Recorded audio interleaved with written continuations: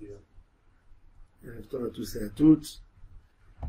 Ces paroles de Torah seront pour la réussite du couple. Mazal Tov et Leilu Nishmat, Arlet Baya Bat Rachet et Nishmatat Tzora B'Tzora Chaim. Dans notre paracha, on a la préoccupation d'Abraham Avinu de former une famille juive. Abraham Avinu, avec sa femme, je suppose, il a découvert son judaïsme. Je ne peux pas dire judaïsme, on va dire l'aïmouna, monothéisme. Le Rambam nous dit qu'Abraham Avinu, à l'âge de 45 ans, il était mûr dans la compréhension de c'est quoi Kadosh Baruch Hu. Alors, je suppose qu'il a dû se marier avec Sarah Imenu quelques années avant. Donc il a découvert avec elle.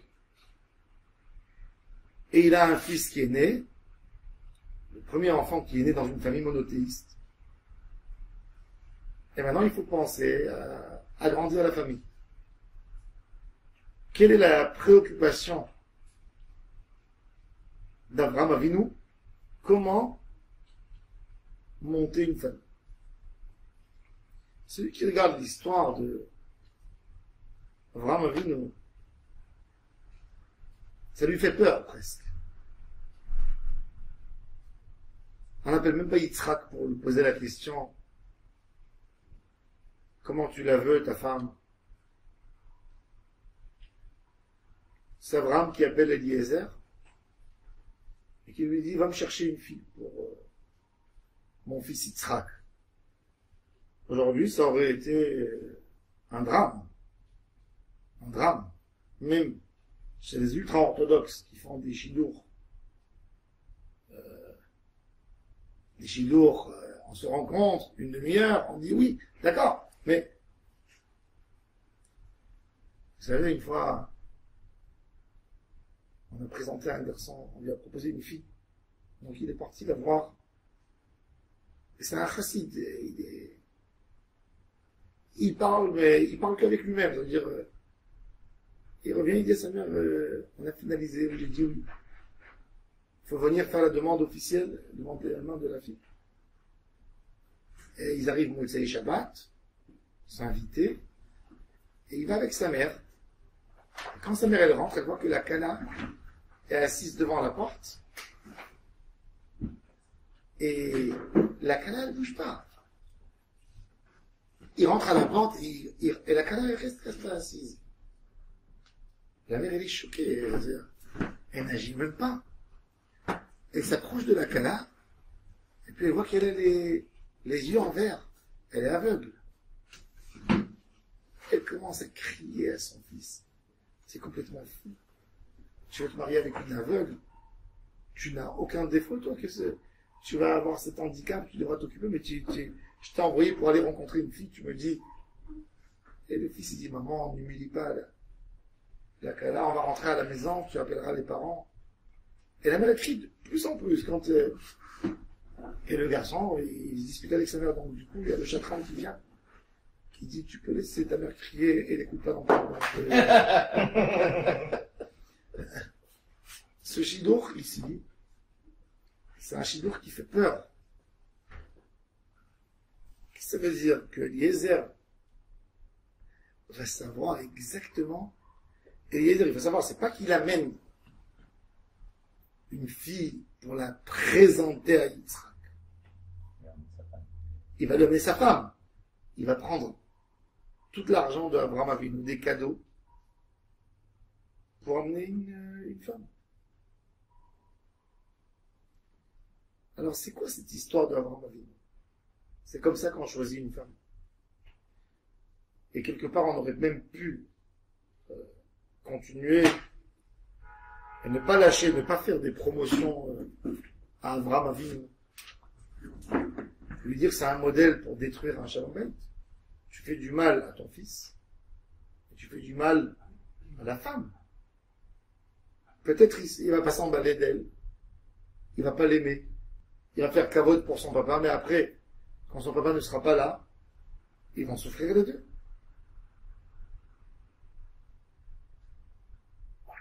De là, on comprend, dans cette histoire, on ne peut pas dire qu'Avraham Avinu, celui qui est tellement chesed, qui fait tellement du bien à tout le monde, il n'est pas capable de faire du bien à son fils.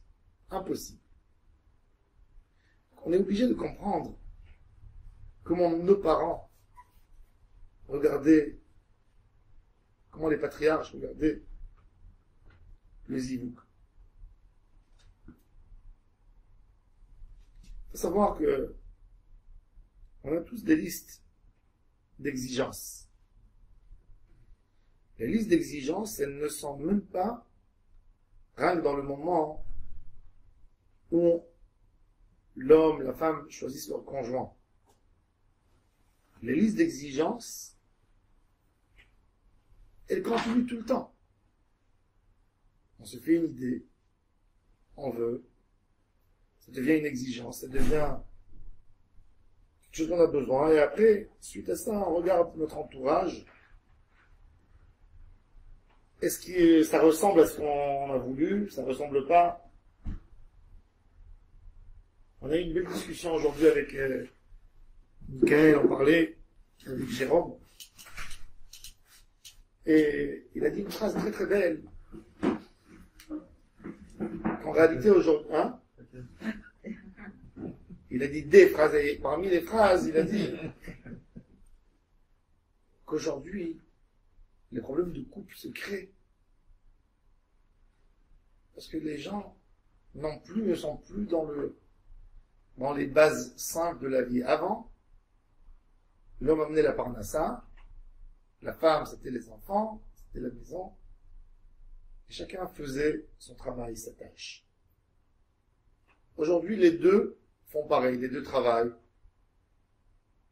Il n'y a plus de tâches définies pour chacun. Donc, qu'est-ce qu'il nous reste? L'homme, ça peut être une femme, qui fait le rôle de la femme fait le rôle de l'homme. Donc, ce qui nous reste, c'est le côté émotionnel. C'est le côté de ce qu'on attend de l'autre. Et on n'a pas toujours ça. Alors, on est déçu. On se fait des idées. On veut ressentir quelque chose. On voit qu'Avraham Avinu regarde autrement le rôle du mari et de la femme.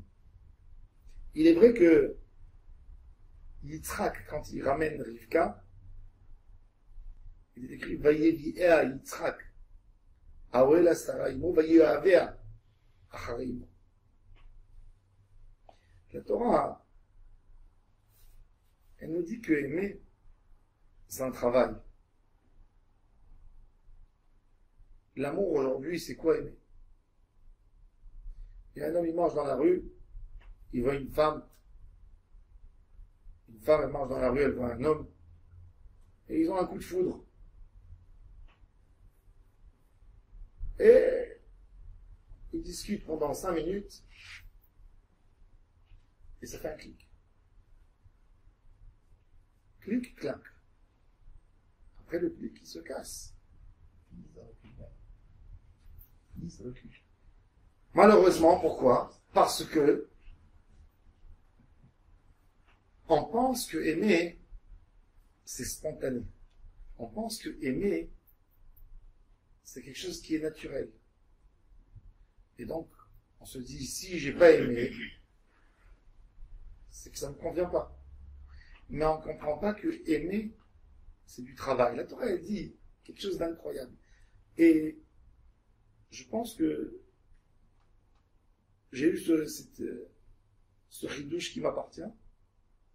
La Torah, elle dit que Yitzhak a aimé Rivka après sa mère.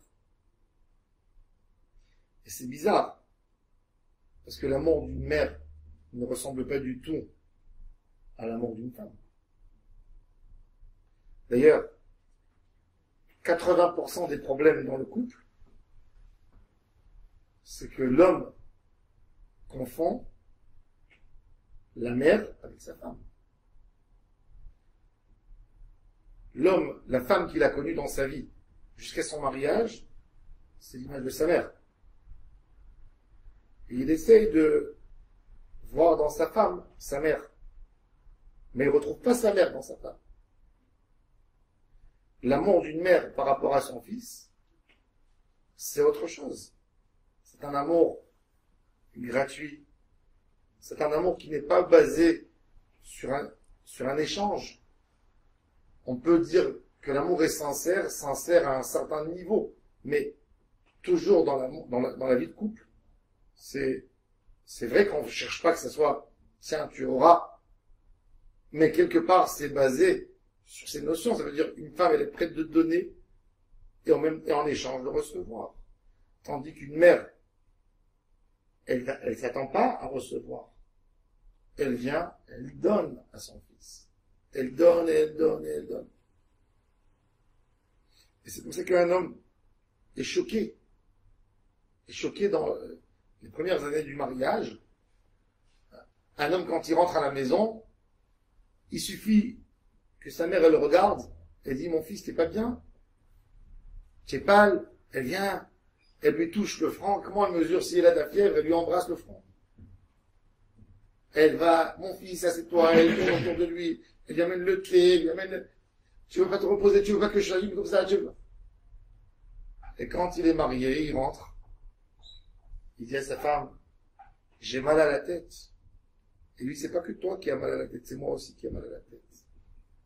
Tu peux me faire un verre de thé? Et pourquoi toi tu me feras pas un verre de thé d'ailleurs? J'attends un verre de thé moi aussi. Non, j'ai mal à la tête, je veux un acamol. L'acamol, il est dans l'armoire. Et il a l'image de sa mère qui monte dans ces moments. Et il se remplit de haine contre sa femme. Mais il ne comprend pas que c'est une autre femme, sa mère. C'est une autre relation. C'est pas à ce que c'est pas à ce que l'on s'attend. Ça, c'est la mère par rapport au fils. Maintenant, on va parler du fils par rapport à la mère. L'homme aime sa mère. Pourquoi il aime sa mère? Parce qu'elle est belle? Non. Parce qu'elle a des phrases intelligentes? Non. C'est sa mère. Ça veut dire que pour l'homme, on n'a pas besoin de beaucoup de raisons pour aimer. Et c'est pour ça que la Torah, elle dit de la même manière qu'il a aimé sa mère, Yitzhak Avinu, il a aimé sa femme. Les problèmes, ce qui nous gêne justement pour aimer, c'est parce qu'on fait rentrer dans notre tête une liste entière d'exigences.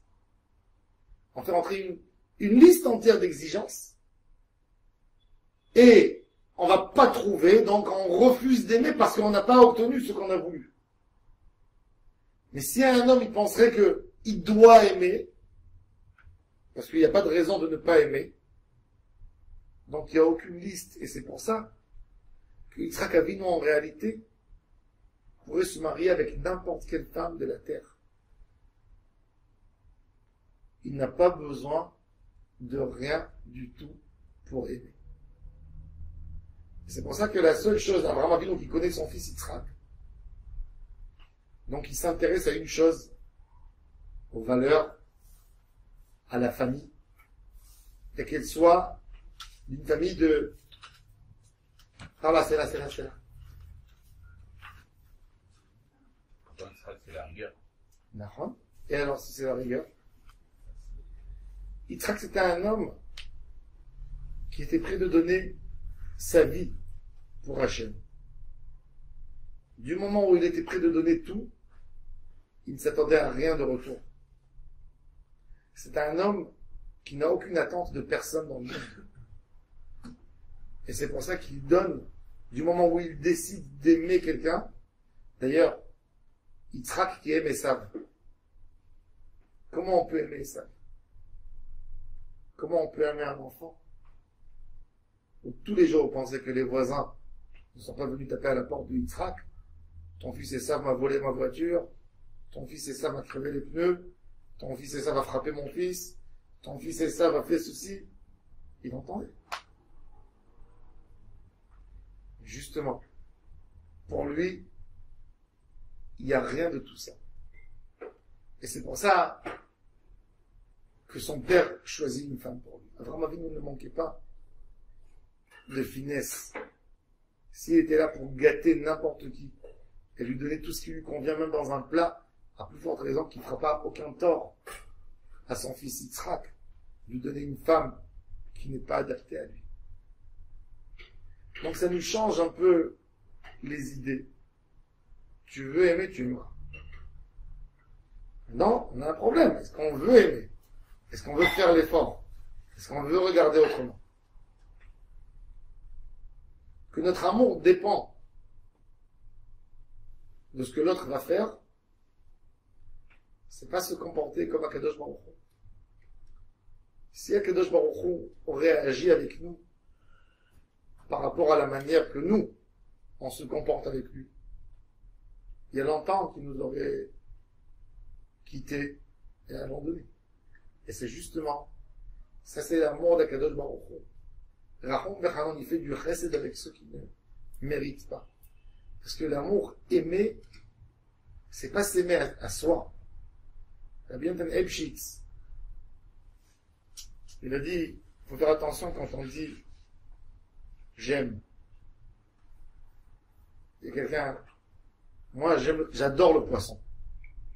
Tu aimes le poisson? Oui. Si tu aimes tellement le poisson, laisse-le dans la mer, nager. Ne le touche pas, ne le tue pas, ne le mets pas dans ton assiette. Qu'est-ce qu'il faut dire? Je m'aime avec le poisson qui passe dans mon palier. Dans mon palais. Aimer une femme, c'est s'aimer à soi, ou aimer parce qu'elle est. Et bien ça, c'est Yitzhak Avinu. Vaya'avea achre Sarai. De la même manière qu'il a aimé sa mère. Qu'un homme aime sa mère, tout simple, sa mère. Ben, un homme doit aimer comme ça sa femme. C'est un vrai travail. Ce sont des mots simples. Mais on voit que la Torah, elle met le niveau de l'amour très très haut. Très très haut. Alors, Eliezer, maintenant on a parlé de Yitzhak.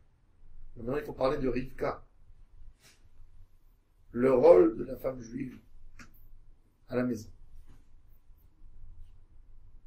Il faut savoir que il y a des questions, il y a plusieurs questions. Eliezer, on est bien d'accord, vous avez vu ce qu'il a offert à Rivka quand elle lui a amené de l'eau. C'est vrai qu'elle a fait un effort, mais elle a reçu une très belle récompense. Imaginez-vous qu'on vous aurait dit, vous avez donné à boire au chameau, et on vous offre une Rolex. C'est sympa quand même. Eliezer, il va avec 10 chameaux chargés de tous les biens d'Abraham Avinu.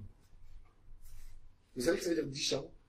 Parce que quand il avait acheté Marat à Marpella, il avait donné tout son argent, il lui restait plus rien. Pas du tout, tu vois bien. D'où Eliezer avait tellement d'argent? Non. Il a donné 400 pièces. Abraham Avinu Badonai Berach et Abraham Bakol, très riche. Il prend 10 chameaux rien que pour donner à la famille, pour demander la main de leur fille. Donne des bijoux. Alors, Eliezer, avec toute cette richesse qu'il prend avec lui, c'est pas ça. Il a une très bonne réputation. L'élève d'Abraham Avinu, ce qu'il aurait dû faire. Il arrive à Haran, l'endroit où Bethuel et Rivka habitent. Il va, il tape à la porte du maire de la ville. Vous vous souvenez d'Abraham Avinu, celui que Nimrod a mis dans le feu, l'homme le plus connu dans la Mésopotamie, dans toute l'Asie de l'époque. Quand Abraham Avinu qui vient à Hébron, ils apprennent son identité, ils disent Nessi Elohim Ata Betochenu.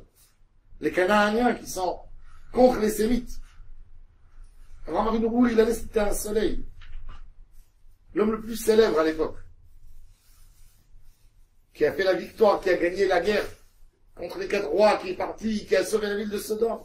Énormément de choses. Tu vas chez le maire de la ville, tu dis, je suis chargé d'une mission, d'amener une fille pour le fils de mon maître. Donne-moi la meilleure des filles. Eliezer, qu'est-ce qu'il fait? Il dit non, c'est pas comme ça qu'il faut chercher la vie. Pourquoi c'est pas comme ça? Quand on veut marier nos enfants, qu'est-ce qu'on fait? On se renseigne, on prend des renseignements. On demande, tu connais pas quelqu'un? Imaginez-vous qu'aujourd'hui on aurait voulu tester. Imaginez-vous que moi je vais à côté d'une école de filles, parce que je cherche une belle fille pour mon fils, et je me mets dans la station de bus où les filles elles sortent de l'école, et je m'approche d'une fille, j'ai très soif, tu peux mettre de l'eau dans ma bouche? Elle a pas tout de suite le moquette de Ranana, elle dit, il y a un homme bizarre ici. Mais c'est à peu près ce qu'il a fait Eliezer. Ashkinina, Agmi, qu'est-ce qu'il dit? Agmi'inina me'atmaim mikader. Donne-moi, prends la gourde. Agmi'inina me'atmaim mikader.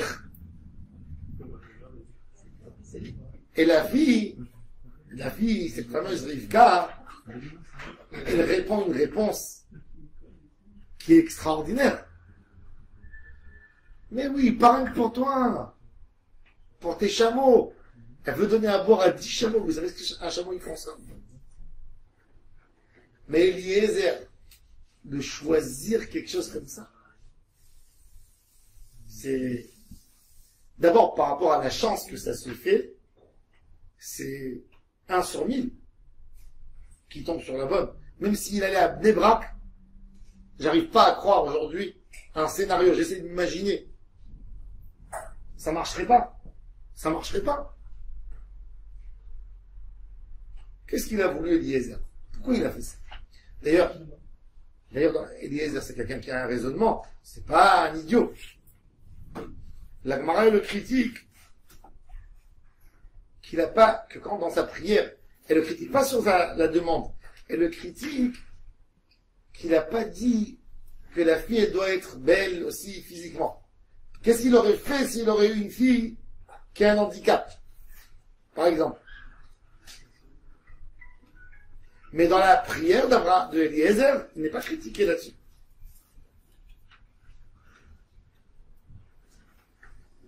On voit c'est quoi l'importance du chesed dans le foyer.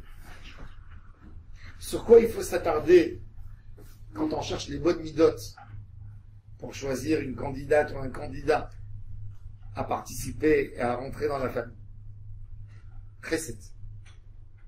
Mais chesed à l'extrême. Chesed à l'extrême. C'est-à-dire que du chesed, il n'y a que du bien qui peut sortir. Eliezer, il voit, il sait, Yitzhak, c'est quelqu'un qui est censé diffuser la Torah. C'est l'héritier d'Abraham Avinu, c'est celui, comme il dit le Rambam, avant qu'Abraham est mort, il a transmis l'enseignement à Yitzhak, il a dit, tu ouvriras une yeshiva. Et c'est toi qui vas transmettre la Emouna, les bases de la Emouna. Et Yitzhak, il a donné à Yaakov. Et Yaakov et ses enfants ont ouvert des yeshivas. En Égypte, il envoie Yaakov Avinu Yehuda pour ouvrir la yeshiva avant d'arriver. Transmettre une Torah, ça doit venir par le côté chesed. Il faut savoir que, même quand on demande à nos enfants de faire des mitzvot, ça ne doit pas venir du côté nous sommes une maison de religieux, donc tu dois faire ce que papa et maman font. Tu dois comprendre que ce que tu fais c'est bon. Et par ton amour à tout le monde, tu dois vouloir les faire goûter à ce que tu sais. Ça c'est chesed. Et ça c'est la base de la Torah. Abraham Avinu, il a propagé le monothéisme dans le monde, pas par l'épée. Il n'a pas fait des guerres de djihad. Son côté chesed qu'il avait, l'amour de l'humanité, était tellement fort chez lui qu'il voulait faire découvrir à tout le monde c'est quoi Hachem, parce qu'il a compris que c'était le bonheur absolu pour un homme. La compréhension claire, c'est quoi Akadosh Baruch Hu, c'est la meilleure manière de vivre sa vie dans le monde. Et c'est ça ce qui a aidé Abraham Avinu de diffuser tellement fort. Comment on voit que le travail d'Abraham Avinu est extraordinaire, c'est quand on se voit aujourd'hui. La majorité du monde est monothéiste. C'est-à-dire que le travail il a été tellement bien fait à la base qu'il n'a pas été interrompu, qu'il n'a pas été cassé, le travail d'Abraham Avinu après 200 ans après la disparition d'Abraham. On est à 3600 ans après la mort d'Abraham et toujours ce chemin, il y a tellement de personnes que pour eux l'idée d'Abraham c'est tellement fort. C'est-à-dire que ce côté chesed, ce côté social qu'il avait, même dans sa émouna, c'est ce qui l'a aidé à diffuser la émouna. Eliezer ne demande pas une fille qui prie 3 prières par jour. Il demande une femme qui a un côté chesed. Un côté chesed. Le chesed, il est tellement large dans son idée générale. Il enlève la colère, il enlève la jalousie. Il donne tout en réalité, le côté chesed. Et c'est pour ça que la sphère du chesed, elle est après les 3 premières sphères. Akadosh Baruch Hu, il a créé le monde par chesed. Ça veut dire quoi? Olam chesed ibani. Toutes les autres sphères, elles ont des dimensions. La rigueur, elle a un cadre. Si vous me dites que vous voulez mettre dans un moteur Fiat des parties qui viennent d'un moteur Renault, ça n'ira pas. Pourquoi? Parce que les cadres et les limites des pièces détachées, elles ne peuvent pas convenir à un autre moteur. Parce qu'elles ont des dimensions. Les dimensions, c'est la rigueur. Quand un homme il rentre dans le monde de la critique, il rentre dans la rigueur. Quand un homme il dit lui, c'est pas moi c'est pas lui, c'est qu'il s'est limité par rapport à l'autre. Il ne peut pas donner son cœur à l'autre, il ne veut pas se coller avec l'autre. Ça c'est Gévoura, mais Chesed c'est quoi? C'est étaler, se propager, donner, s'élargir. Ça c'est le Chesed d'Abraham Avinu. Pour diffuser de la Emouna, la première base de tout c'est Chesed. Et ça revient à ce qu'on parle beaucoup dans les Shiurim. Il y a une idée tordue, malheureusement, qui rentre chez les gens. Que pour être proche d'Hachem, on a besoin de faire beaucoup de prières, beaucoup d'études de Torah, et on oublie le côté humain. Pour être proche d'Hachem, c'est essayer d'imiter Hachem. Rabbi Moshe Cordoviro, il a fait un livre extraordinaire qui s'appelle Tomer Déborah. Tomer Déborah, il a pris les 13 mots magiques qu'on a dit à Moshe Rabbeinu en haut, quand Moshe Rabbeinu est monté pour prendre la Torah. Kadosh Baruch Hu a dit à Moshe, il va y avoir des problèmes dans le Ham Israël. Rappelle-toi de ces 13 mots magiques. S'il y a une colère, tu dis ces 13 mots, et je pardonne tout. Adonai, Adonai, El, Rahom, Yachanoum, Erech, Apan, Rav Chesed. Donc quand Moshe il est descendu, il a vu le veau d'or, il a vu la colère d'Hachem, il a tout de suite dit Hachem, El, Rahom, Yachanoum. Et Rabbi Moshe Cordoviro, il a écrit un livre, un tout petit livre qui fait 40 pages. Le Rabbi de Tanz, Rabbi Chaim de Tanz, il a dit qu'un homme qui va étudier ce livre tous les jours, il sera épargné de la maladie la plus dure des 200 dernières années, le cancer. Il sera épargné. Il n'aura rien à craindre. Celui que tous les jours il étudie un peu de ce livre, jamais il aura un cancer. Jamais. Promesse. Dans ce livre, qu'est-ce qu'il fait Rabbi Moshe Cordoviro? Il fait un travail exceptionnel. Il prend il dit, comment je ressemble le plus à mon Créateur? C'est que je me comporte comme lui.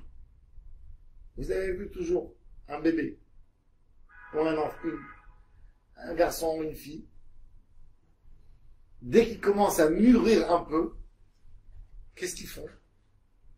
Tu vas voir le garçon, il va prendre la veste de son papa, pieds nus avec ses toutes petites pattes, il va faire rentrer les pieds dans les chaussures de son père, et il va marcher, et il va venir chez son père. Il dit, je suis toi. Voilà. Il aime tellement son père qu'il veut être son père. La fille, elle va essayer de se maquiller comme sa mère, elle va mettre le foulard de sa mère, elle va mettre les habits de sa mère, elle va essayer de mettre des chaussures de sa mère. Alors il dit Rabbi Moshe Cordoviro de prendre le caractère d'Akadosh Baruch Hu et de faire pareil, c'est le meilleur moyen de se rapprocher d'Hachem. Hachem, il est Rahum, il est Hanoun, il est Rav Chesed, il est Emet. De prendre ce caractère d'Akadosh Baruch Hu, c'est d'être collé à Hachem. Et il faut savoir que, avant tout, pour être une bonne personne, pour être proche d'Akadosh Baruch Hu, c'est d'abord les midot, c'est d'abord l'homme et son proche. Il y a une phrase très très forte de l'élève de Rabbi Israël Salanter. On l'appelait le sabbat de Kelem. Il y avait une ville Kelem, il avait 3 élèves très connus qu'on les appelait Sabbat. Le sabbat de Novardok, le sabbat de Kelem et le sabbat de Slavodka. Et chacun d'eux a transmis la Torah à des milliers d'élèves, les a guidés dans un chemin. Et le sabbat de Kelem disait quelque chose d'incroyable. Il disait, vous pensez que Hachem a créé l'homme? En quel but? C'est-à-dire, quelle est l'épreuve de l'homme? Combien de Torah il va étudier dans sa vie? Combien de fois il va terminer le chasse? Combien de prières il va faire?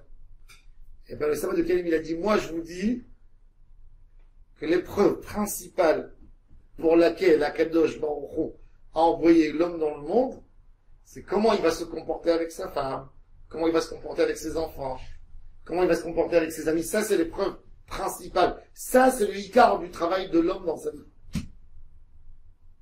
Pas son monde spirituel. Non. Mais l'homme se trompe, parce que la spiritualité s'attrape dans la tête des gens que quand ils sont à la prière, à la synagogue, quand un homme il met des tefilines, quand une femme elle allume les bougies de Shabbat, quand elle fait le prélèvement de la halal, ils pensent tout de suite à un moment de spiritualité, mikvé, des choses. Mais la spiritualité, elle est aussi dans le moment où tu prends ton fils et tu lui parles et l'enfant il est heureux, il te fait un sourire. Dans ce moment-là, il y a une spiritualité énorme qui se fait. Énorme. Quand tu prends quelqu'un qui est en détresse et tu arrives à l'apaiser, à le faire sourire, à lui donner de la joie, ça, tu amènes énormément de spiritualité. Par le Ben Adam Lachavero, on peut arriver à des très très hauts niveaux de Avodat Hashem. Des très hauts niveaux de Avodat Hashem. Et le Yetzer Hara, il nous dit, non, occupe-toi de ta Torah, occupe-toi de ta Tfila, et on ne se rend pas compte qu'on passe à côté. On passe à côté. La plus grosse preuve, ce sont les paramètres que Eliezer cherche. La femme qui sera bonne pour qui? Pour l'homme le plus spirituel de la terre. Pour un homme qui était prêt de devenir de la cendre pour son créateur. Il traque. Qu'est-ce qu'il cherche? Chesed à l'extrême. Ça veut dire, qui c'est la femme qui sera prête? Les achil, comment on dit les achil? Les achil autant. Les achil, oui. Non, pas les achil. Contenir. Yitzhak, pas supporter. Supporter, c'est pas joli, supporter. Vivre à côté de Yitzhak. Être en harmonie, c'est une femme qui a quoi? C'est pas une femme elle prie 24 heures sur 24. Non? C'est une femme qui est prête de faire du chesed à l'extrême. D'ailleurs, c'est très intéressant. La paracha prochaine, quand on va voir que Yitzhak a épousé Rivka et ils n'ont pas d'enfant, ils montent au toit de la maison. Et leur prière des deux, c'est que dans une maison de chesed, quand même. Vous savez qu'est-ce qu'ils ont dit? Rashi dit, Vayitpalel Yitzhak lenochach ishto melamed, shayush shneim mitpalelim. Elle disait à Kadosh Baruch Hu, peut-être moi, je suis pas valable pour avoir des enfants. Je ne mérite pas d'avoir des enfants. Je viens d'une famille où j'ai grandi. Peut-être je n'ai pas ce mérite d'avoir des enfants. Mais mon mari, que je l'aime tellement, donne-lui des enfants. Peut-être pas avec moi, mais donne-lui des enfants. Lui, il mérite pas de passer dans l'oubli, parce qu'il s'est marié avec moi. Et il traque, pareil, à Kadosh Baruch Hu. Peut-être moi, je mérite pas des enfants. Mais est-ce que ma femme, elle mérite pas des enfants? Elle mérite, il faut que je lui donne des enfants. Quel chesed, même dans la tefila. Il n'y a personne qui parle de lui-même. Il n'y a pas d'ego. Il n'y a pas, je suis moi, regarde comment je suis, regarde comment... Non. C'est le côté donne à l'autre. C'est ça ce qui leur amène la spiritualité.